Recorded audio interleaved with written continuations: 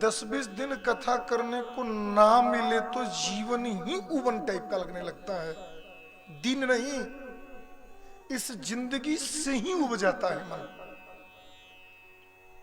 लेकिन कथा जब चलती रहती है तो जीवन यही कहता है थोड़े और जी लूं, और हो सके तो इस जीवन से ठाकुर के गुणानुवाद थोड़ी और गा लूं, थोड़ी और गा लूं।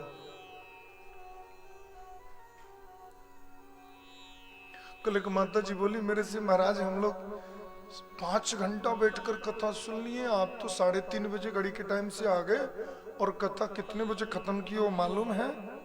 मैंने कहा मैं तो घड़ी देखता ही नहीं हूँ। बोले आप कथा समाप्त किए हैं 8:46 पे। ईमानदारी से 5 घंटा 15 मिनट कथा किए हो। मैंने कि आपको दिक्कत होता है तो मैं कल से टाइम घटा। ना ना ना ना ना, मैं तो सोच रही थी कि अब इतना हो गया तो सीधे सीधे 9 ही बजा दो तो ठीक रहेगा। आनंद रस महोत्सव है साहब। ये भाव उसी के मन में प्रकट हो सकता है जो कृष्ण को ब्रह्म नहीं अपना परपोता मानता हो, अपना बेटा मानता हो।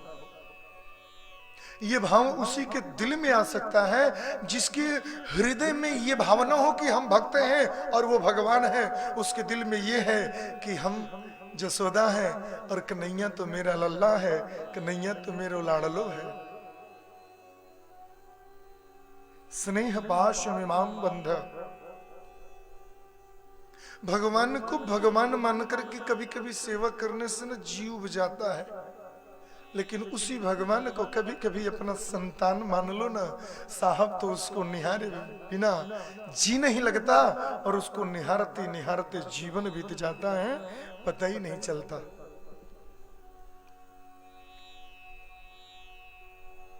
कितने आनंद से आप लोग कथा सुनते हैं, मेरे को बहुत अच्छा लगता है।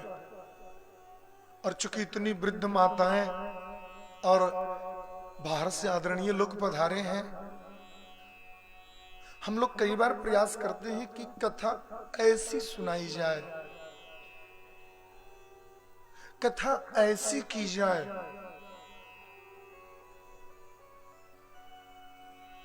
जो विस्तृत और जो स्पष्ट रूप से कथा आपको रुचिकर भी लगे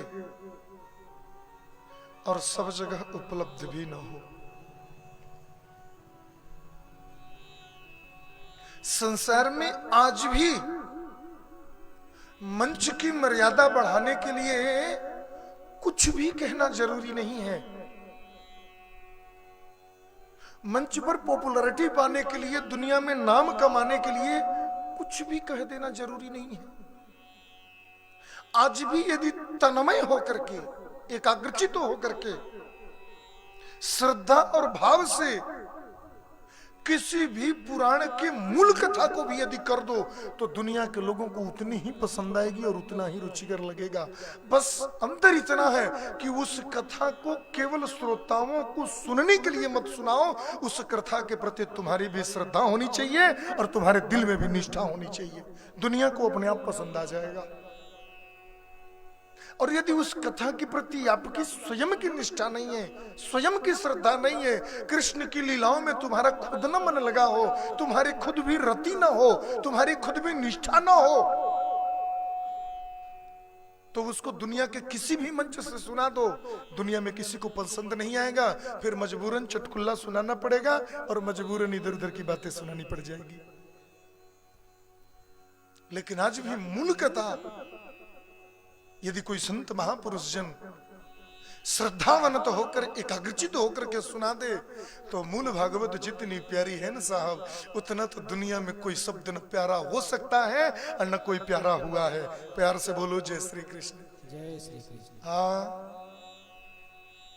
हमारे ब्रजमंडल में, हमारे काशी में आज भी कुछ एक दिव्य महापुरुष बचे हैं, बाकी तो निर्माण का साधन बन गया जो कभी इस जीव के निर्वाण का साधन था। लेकिन आज भी ब्रजमंडल में कुछ ऐसे दिव्य गुरुजन हैं जिनकी मूल भागवत कथा सुनते हैं, मैं भी कभी कभी सुनते रहता हूँ, प्रयास करता हूँ कि ज्यादा से ज्यादा सुनो। इतना अच्छा लगता है साहब, न पूछो। आप लोग कभी बहुत एकाग्रचित होकर ना पूज्य श्री राजेंद्र दास जी महाराज की कथा लाइव टेलीकास्ट भी कभी कभी टीवी पर आता है, आप उनकी कथा सुनना। कभी आपको फुर्सत मिले तो श्री रमेश भाई ओझा जी की उनकी कथा सुनना। आप कभी वृंदावन के रहने वाले संत पूज्य श्री श्याम सुंदर पराशर जी की कथा सुनना।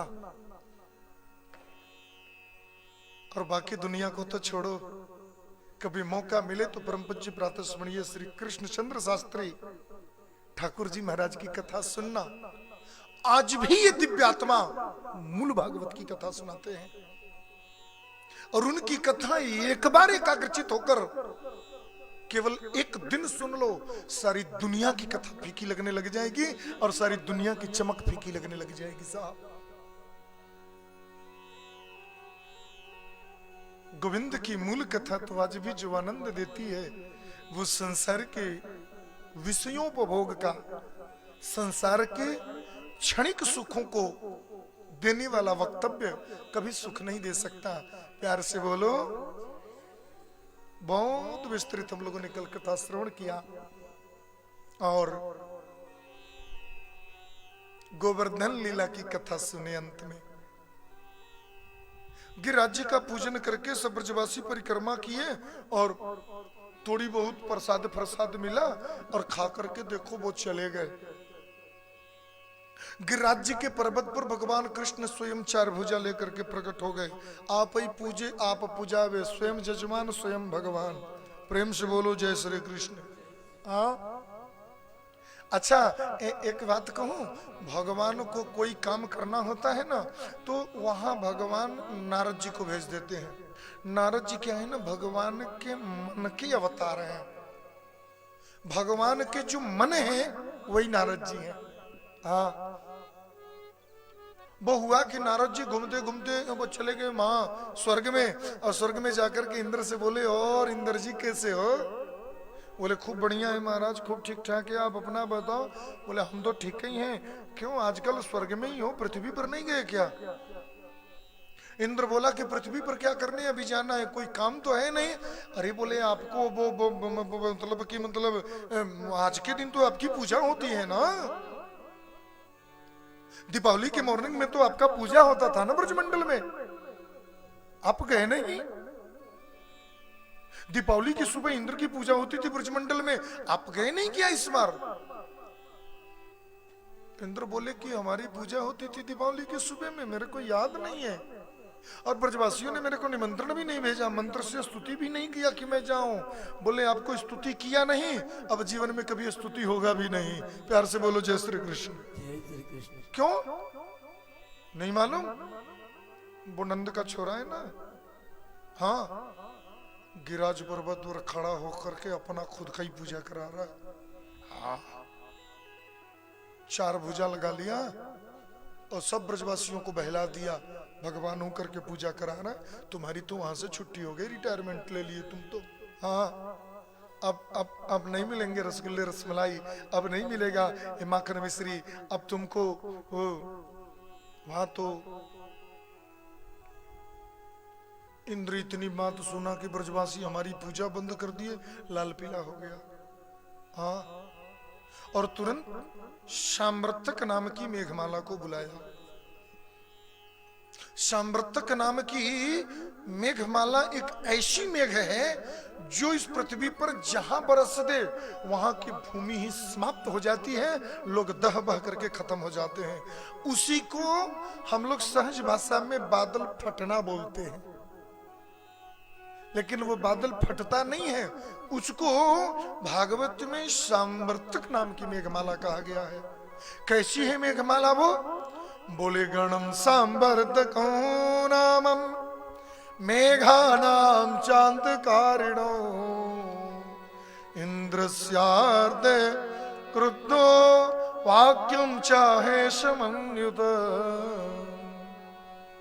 सामर्थक नाम की मेघमाला को आदेश दिया। मेघमाला बोला आदेश महाराज, बोले जाकर के ब्रजमंडल में इतनी भयंकर बरसात करो कि पूरा ब्रजमंडल दह जाए, पूरा ब्रजमंडल ही बह जाए और सारे ब्रजवासी तड़प तड़प करके पानी में डूबकर मर जाए। इसी क्षण जाकर के बरसात करो। और इधर कहना था साहब कि उधर मेघमाला जाकर के ब्रजमंडल के अंदर भयंकर आंधी, भयंकर तूफान, भयंकर बिजली की गड़गड़ाहट के साथ में मूसलाधार बारिश होना चालू हो गया। इंद्र बोला अहो श्रीमद महात्म्यम गोपानाम कानको कुशाम, मैंने थोड़ा उनको ब्रजवासियों को धन दे दिया, मैंने थोड़ा उनको दौलत दे दिया, इतना अभिमान, मेरा अपमान छोड़ूंगा नहीं जब तक इन लोगों से बदला नहीं ले लूंगा। हाँ, भयंकर आंधी तूफान, जब बड़े बड़े बर्फ के टुकड़े गिरने लगे कि सिर पर गिरे तो सिर ही फट जाए साहब। बड़े बड़े मकान गिरने लग गए, ढहने लग गए। सारे ब्रजवासी दौड़े दौड़े भागे भागे कृष्ण के पास गए और जाकर के कृष्ण के चरणों में गिर गए। कृष्ण कृष्ण महाबाहो त्वन्नाथम गोकुलम प्रभो त्रातुम अर्हसि देवानां कुपिता भक्तवत्सल। अहो गोविंद, अहो कृष्ण, अहो महाबाहो, हे प्रभु, हे जगन्नाथ, ये देख रहे हो ये इंद्र नाराज हो गया हमारे ऊपर। देखो कितनी भयंकर आंधी तूफान बरसात कर रहा है। अब तो आप ही हमारे रक्षक हो और आपके सिवा हमारी रक्षा कोई नहीं कर सकता। आपके कहने पे हमने गिरिराज की पूजन किया, इंद्र हो गए नाराज। अब इंद्र के कोप से आप ही बचाओ। तस्मात् मच्छरणम गोष्ठम मन्नाथम मत परिग्रहम गोपाए स्वात्म योगेन सोयम में भृत आहत। इस संसार में हे गोपाल, सिवाय आपके अलावा हमारा कोई नहीं है, आपके अलावा हमारी रक्षा करने वाला इस दुनिया में कोई नहीं है। अतः हे गोविंद, आप कृपा करके हमारी रक्षा करिए। सब ब्रजवासी लोग भगवान कृष्ण के शरण में गए और भगवान कृष्ण सब ब्रजवासियों को लेकर के पुनः गिरिराज जी के तलहटी में गए और जाकर के गिरिराज जी के सामने स्तुति करने लगे। अरे गिरिराज धरण में तो तेरी शरण, गिरिराज धरण में तो तेरी शरण, गिरिराज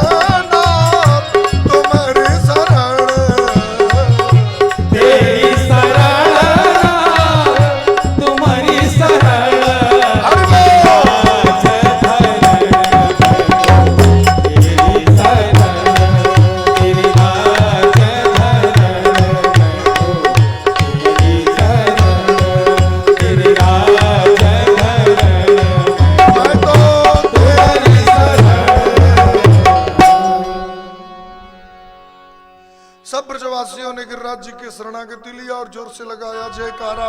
बोलिए गिरिराज भगवान की जय हो। सब ब्रजवासी जोर से लगा ले जयकारा। कन्हैया से बोले कन्हैया भैया ले तेरे कहवे पे हम गिरिराज जी की स्तुति भी कर ली, अब बताए कहा करें। कन्हैया बोले गिरिराज जी ने मेरे को आकाशवाणी करके कान में बोल दिया, मेरे को उठा लो, उठा करके छतरी बना लो। ब्रजवासी बोले कैसी बात कर रहा है फालतू, हैं? 7 कोस लंबे 7 कोस चौड़े गिरिराज को हम उठाएंगे कैसे? अरे बोले मेरे को नहीं मालूम कैसे उठाएंगे, गिरिराज जी ने कहा कि उठा करके छत्ता बना लो मेरे को। हाँ और चलो सब लोग मिलकर प्रयास करो। अरे बोले हम प्रयास नहीं करेंगे, जो काम हो ही नहीं सकता वो हम करे काहे को।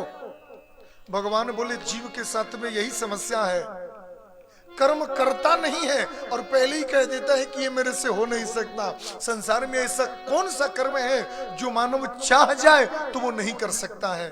इसलिए कर्मणा जायते जंतु कर्मणैवा विलीयते सुखम दुखम वयो क्षेम कर्मणैवा विपद्यते। कर्म में निष्ठा रखो तो सुख मिलेगा, प्रयास तो करके देखो, जाता क्या है, नहीं उठेगा छोड़ देंगे। एक दो सका लोग बोले कन्हैया बोलता है तो ट्राई एमुलेटर एक बार चेक करते हैं।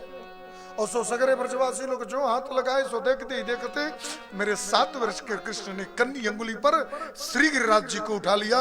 बोलिए गिरिवरधारी भगवान की जय हो। आज 7 वर्ष के श्री कृष्ण 7 कोस लंबे 7 कोस चौड़े श्री गिरिराज जी को कन्नी अंगुली पर उठा लिया। और सुनो 7 दिन और 7 रात्रि पर्यंत उठाए।